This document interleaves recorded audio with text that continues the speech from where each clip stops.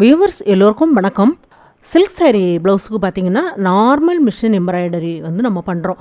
அது ஜரி த்ரெட்டு வந்து சில்வர் கலர்லேயும் கோல்டு கலர்லேயும் வச்சு நம்ம வந்து நார்மல் மிஷின்லேயே நம்ம பண்ணிவிட்டு ரொம்ப ஈஸியான ஒரு மெத்தடில் அந்த டிசைன் பண்ணுறேன். அதுக்கு நம்ம silver colour beads, gold colour beads இந்த ரெண்டுமே நம்ம யூஸ் பண்ணி அந்த மாடல் பண்ணுறோம். அப்புறம் இந்த ஸ்லீவுக்கும் நெக்குக்கும் ஒன்று போல் நம்ம டிசைன் பண்ணிவிட்டு ஸ்லீவில் முத்து ஆட்டம் போடுற மாதிரி எல்லாமே தைச்சோம் அப்படின்னா ஆரி ப்ளவுஸ் மாதிரியே இருக்கும் பார்க்குறதுக்கு. எப்படி பண்ணலாம் அப்படிங்கிறது தான் இந்த வீடியோவில் நம்ம பார்க்க போகிறோம். இப்போ இந்த ப்ளவுஸ் வந்து ஏற்கனவே தைச்சு முடித்து சைடு ஜாயிண்ட் மட்டும் பண்ணாமல் அப்படியே விட்டுருக்குறேன். சைடு ஜாயிண்ட் பண்ணுறதுக்கு முன்னாடி நம்ம இதை தைச்சோம் அப்படின்னா கொஞ்சம் ஈஸியாக இருக்கும். இப்போ இதில் பண்ணுறதுக்கு இந்த மாதிரி சில்வர் கலர் ஜரி த்ரெட்டும் கோல்டு கலரில் ஜரி த்ரெட்டும் 2 கண்டு நமக்கு தேவைப்படுது.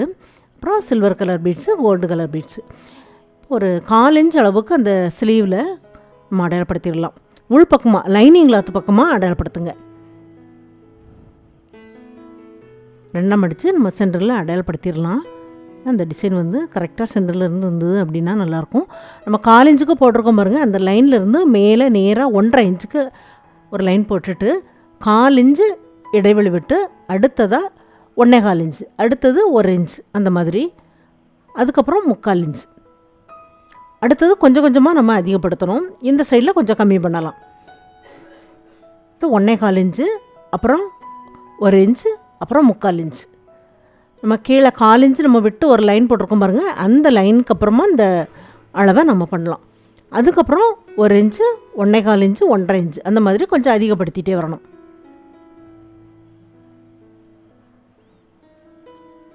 இப்போ 1.25 இன்ச்சு, 1 இன்ச், அப்புறம் 3/4 இன்ச், அப்புறம் கொஞ்சம் அதிகப்படுத்தணும். 1 இன்ச், 1.25 இன்ச், அந்த லைன்லேருந்து கரெக்டாக அந்த டேப்பை வச்சுட்டு பண்ணுங்கள். 1.5 இன்ச், அப்புறம் 1.25 இன்ச், 1 இன்ச், 3/4 இன்ச். இந்த மெத்தடில் நம்ம அந்த ஸ்லீவுக்கு ஃபுல்லாக சுற்றி நம்ம அந்த டிசைன் பண்ணணும். சைடு நம்ம ஜாயிண்ட்டு வந்து நம்ம அளவு ப்ளவுஸ் வச்சு பார்த்துட்டு எது வரைக்கும் வேணுமோ அதோடு நீங்கள் முடிச்சுக்கோங்க. சைடு ஜாயிண்ட் பண்ணுற அளவுலேருந்து ஒரு 1/2 இன்ச்சுக்கு முன்னாடியே முடிக்கலாம். ஏன்னா அந்த பக்கத்தில் நமக்கு தையல் வரும். அதனால் ஒரு 1/2 இன்ச்சுக்கு முன்னாடி முடிச்சிருங்க. 2 பக்கமும் அதே மாதிரி நான் வரைஞ்சி முடித்தாச்சு. இப்போ 2 சில்வர் த்ரெட் எடுத்துருக்கிறேன். ஒரு ப்ளைனான பாபின் எடுக்கலாம். 2 த்ரெட்டையும் சேர்ந்த மாதிரி நம்ம இதில் கோர்க்கணும். ஃபஸ்ட்டில் 2ஐயும் சேர்த்து ஒரு முடிச்சு போட்டுக்கோங்க. முடிச்சு போட்டுட்டு அந்த முடிச்சு பக்கத்தை இந்த மாதிரி ஒரு விரலில் பிடிச்சிட்டு நல்லா இந்த மாதிரி டைட்டாக சுற்றி விடுங்க. கொஞ்சம் பகுதி சுற்றினதுக்கப்புறம் நம்ம ஆரம்பித்த பகுதியில் அந்த முடிச்சு பக்கத்தில் வெளியே தெரியுது பாருங்கள், அந்த பகுதி நம்ம கட் பண்ணி எடுத்துடலாம். கட் பண்ணி எடுத்துகிட்டு அப்படியே சுற்றிடுங்க. 2 த்ரெட்டும் சேர்த்து வச்சு அப்படியே நம்ம சுற்றணும். இந்த அளவுக்கு இடைவெளி விட்டு சுற்றியிருக்கிறேன். அப்புறம் ஒரு பாபின் கேஸ் எடுக்கலாம். அது வந்து அந்த ஸ்க்ரூவை கொஞ்சம் லூஸ் பண்ணி விடுங்க. இன்னும் இதில் 2 த்ரெட்டு நமக்கு சேர்ந்த மாதிரி வருது பார்த்திங்களா, அதனால் கொஞ்சம் நமக்கு லூஸ் பண்ணி விடணும். நம்ம உள் பக்கம் போட்டுட்டு நம்ம எடுத்தோம் அப்படின்னா கொஞ்சம் ஸ்மூத்தாக இருக்கணும். இப்படி எடுக்கிறதுக்கு கொஞ்சம் ஸ்மூத்தாக வரணும். டைட்டாக இல்லாமல் கொஞ்சம் லூஸாக இருக்கிற மாதிரி பார்த்துக்கோங்க. மேலே இந்த ஜரி த்ரெட்டுக்கு பொருந்துற மாதிரி ஒயிட் கலரில் நான் இந்த த்ரெட் எடுத்துருக்கிறேன்.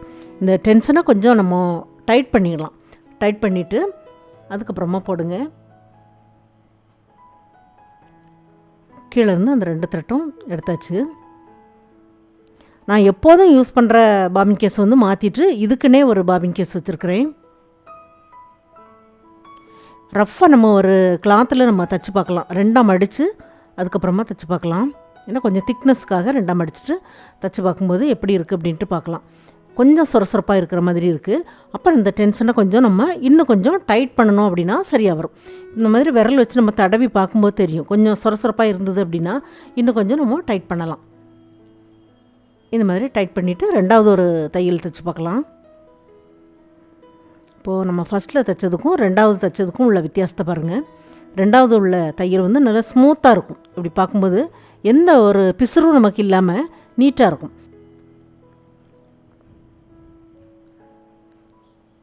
இப்போ நம்ம இதில் தைக்கலாம். இப்போ ஒரு டிசைன் விட்டு விட்டு தைக்கணும். நம்ம அந்த அளவு வந்து கம்மியாக்கி அதிகப்படுத்தியிருக்கோம் பாருங்கள். அந்த இதில் ஒரு பகுதிக்கு சில்வர் கலர்லேயும் ஒரு பகுதிக்கு கோல்டு கலர்லேயும் தைக்கணும். 1/4 இன்ச் விட்டு நம்ம ஒரு லைன் போட்டிருக்கோம் பாருங்கள், அந்த பகுதியிலேருந்து ஆரம்பித்து இப்போது சில்வர் கலர் டிசைன் பண்ணுறேன். இந்த லைனில் அப்படி மேலே அந்த முடிகிற பகுதியில் இந்த நீடில் இருக்கும்போது அப்படியே திருப்பி ஒவ்வொரு லைன்லேயும் 2 தையல் வர மாதிரி அந்த த்ரெட்டை வந்து நம்ம கட் பண்ணி எடுக்காமல் அப்படியே தொடர்ச்சியாக தைக்கிற மாதிரி வரணும்.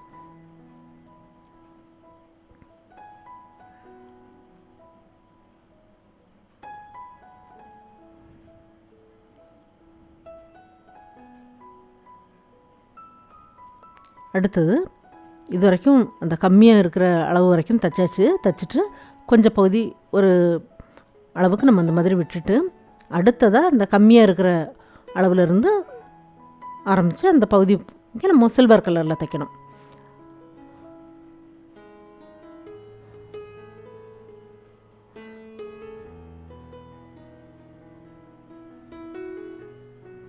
இது ஸ்ட்ரைட் தையல் அப்படிங்கும்போது ரொம்ப ஈஸியாக இருக்கும். ஏன்னா எந்த ஒரு வளைவு நெளிவு இல்லாமல் நம்ம தைக்கும்போது ரொம்ப ஈஸியாக யார் வேணாலும் தைக்கலாம், அந்த அளவுக்கு இருக்கும். நம்ம இந்த சில்வர் கலர் நம்ம தைச்சி பார்த்துட்டு அதுக்கப்புறமா நம்ம திருப்பி பார்க்கலாம், எந்த அளவுக்கு அந்த ஃபினிஷிங் இருக்குது அப்படிங்கிறத நம்ம தெரிஞ்சுக்கிடலாம்.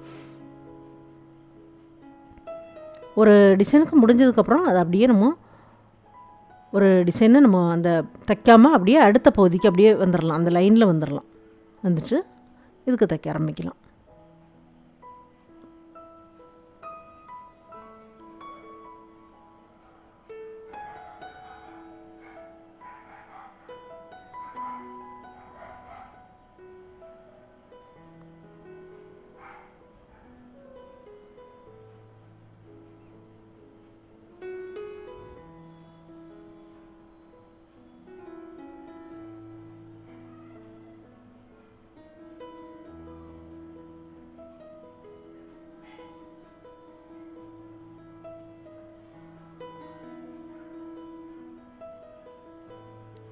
இப்போ தைச்சாச்சு. ஒரு பகுதி விட்டு சில்வர் கலர் தைச்சிருக்கிறேன். திருப்பி பார்க்கலாம் எப்படி இருக்குன்னு.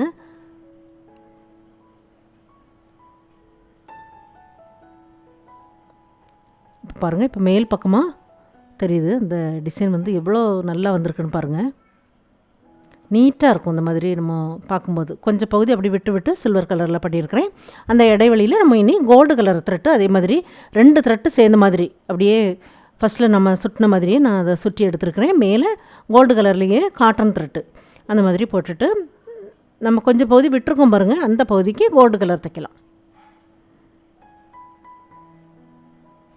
இப்போது சில்வர் கலரும் கோல்டு கலரும் மிக்ஸ் பண்ணியே அந்த டிசைன் வந்து நிறைய சில்க் சாரீலெலாம் அந்த மாதிரி டிசைன் இருக்குது. அந்த மாதிரி உள்ள சாரீக்கெலாம் பார்த்திங்கன்னா இந்த மாதிரி நம்ம கோல்டு கலரும் சில்வர் கலரும் சேர்த்து இந்த மாதிரி ஒரு டிசைன் பண்ணோம் அப்படின்னா ரொம்ப நல்லாயிருக்கும்.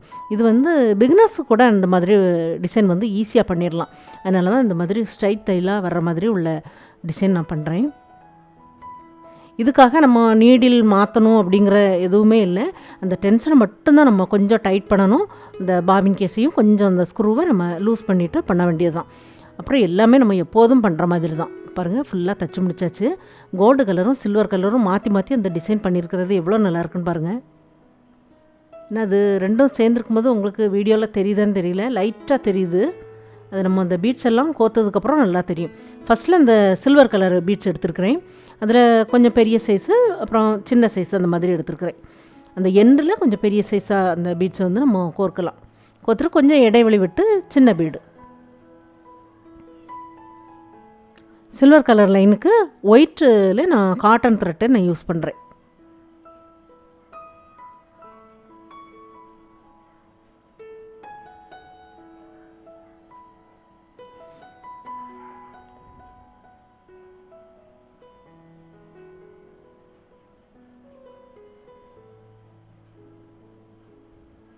ஃப்ரேமில் ஃபிட் பண்ணிட்டு வேணாலும் பண்ணலாம். கையில் வச்சு தைக்கிறதுக்கும் இது ஈஸியாக தான் இருக்கும். ஏன்னா கொஞ்சம் பகுதி தான், அப்படியே நம்ம கையில் வச்சு ஈஸியாக தைச்சிடலாம்.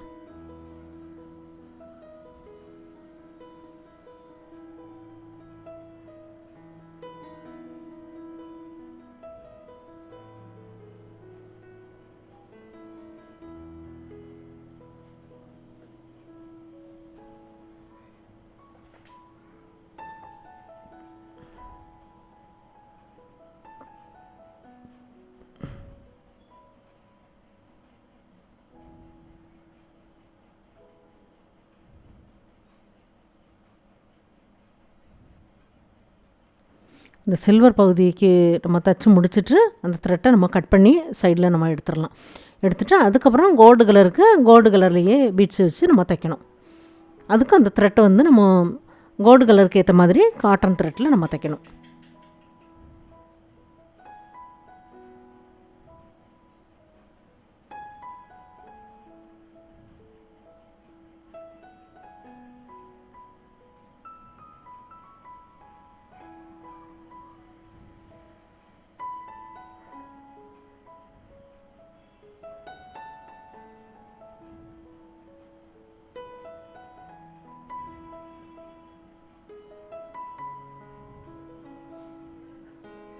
ஃபுல்லாக தச்சு முடிச்சாச்சு பாருங்கள், இவ்வளோ அழகாக வந்திருக்கு. அடிப்பக்கம் திருப்பி பார்க்கும்போது தனியாக அந்த காட்டன் த்ரெட் மட்டும்தான் நமக்கு அதில் இருக்கும். அதனால் எந்த உறுத்தலும் இருக்காது. இப்போ இது வந்து பீட்ஸ் வந்து நான் அப்படி நீளத்துக்கு கோர்த்து சைடில் முடிச்சு போட்டிருக்கிறேன். இது பால் செயின் இல்லை, சின்ன சைஸு பீட்ஸ் எடுத்து அந்த மாதிரி கோர்த்துருக்குறேன் கோல்டு கலரில். அப்புறம் சில்வர் கலரில் ஸ்டோன் செயின் எடுத்துருக்குறேன். அப்போ அந்த கோல்டு கலருக்கும் சில்வர் கலருக்கும் பொருந்துகிற மாதிரி இது வரும்.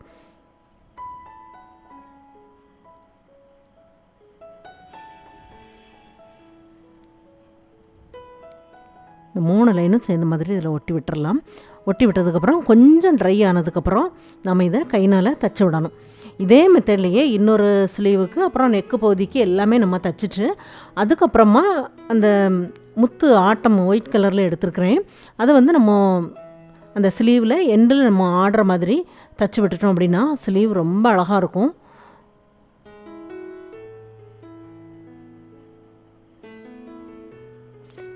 இந்த மாடல் பார்த்திங்கன்னா லாங் ஸ்லீவுக்கு ரொம்ப பொருத்தமாக இருக்கும். எல்போ வரைக்கும் வர ஸ்லீவுக்கு இந்த மாதிரி நீங்கள் ஒரு ஸ்லீவ் டிசைன் பண்ணி பாருங்கள். இது வந்து நான் இப்போது ஃபுல்லாக ஃபினிஷ் பண்ணியாச்சு. நெக்கு பகுதி இன்னொரு கைப்பகுதி எல்லாருக்குமே தைச்சு அது சைடு ஜாயிண்ட் எல்லாமே பண்ணி முடிச்சிட்டேன் பாருங்கள். இந்த ப்ளவுஸ் பார்த்திங்கன்னா இப்போது பார்க்கும்போது இது நார்மல் மிஷினில் பண்ண ஒரு டிசைன் மாதிரியே இருக்காது. ஒரு ஆரி ஒர்க்கு ப்ளவுஸ் மாதிரியே இருக்கும் பார்க்குறதுக்கு. அவ்வளோ அழகாக இருக்கும். இந்த ஆட்டம் போட்டிருக்கிறதும் அதுக்கு ரொம்ப பொருத்தமாக இருக்குது. இது வந்து சில்க் சாரிக்கு பொருந்துகிற மாதிரி இந்த டிசைன் பண்ணியிருக்கிறேன். இது எல்லாருக்கும் ஈஸியாக தைக்கிற மாதிரி தான் சொல்லி கொடுத்துருக்குறேன். ட்ரை பண்ணி பாருங்கள். இந்த வீடியோ பார்த்ததுக்கு நன்றி. மேலும் வீடியோஸ் பார்க்க இந்த சேனலை மறக்காமல் சப்ஸ்கிரைப் பண்ணுங்கள்.